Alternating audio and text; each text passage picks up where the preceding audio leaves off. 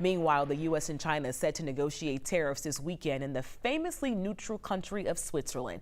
Top American and Chinese officials set to meet in Geneva for the first time since their country's trade war started. That conflict is straining both economies.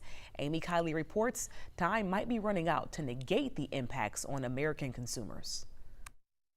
It all goes back into this weekend with Bessa in Switzerland. Top U.S. trade officials are in Switzerland for tariff negotiations, and the future of the global economy could be at stake. Their Treasury Secretary Scott Bessent and U.S. Trade Representative Jameson Greer. The itinerary includes reciprocal trade talks with the Swiss president, but that's not the headline of the visit. Scott's going to be going to Switzerland, meeting with China, and, they very much want to make a deal.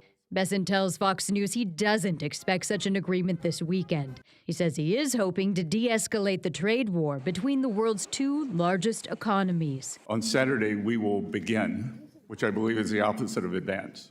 These are said to be the first in-person talks between U.S. and Chinese officials since President Donald Trump hiked tariffs 145% for most Chinese imports. In response, China now charges a 125% duty on certain American exports. The tit-for-tat measures are straining both economies. Now, the first ships with Chinese goods subject to the new tariffs are reaching American shores. Experts say U.S. consumers are weeks away from supply shortages and price hikes. There's not an economist alive who thinks that the economy isn't facing enormous and unnecessary risks.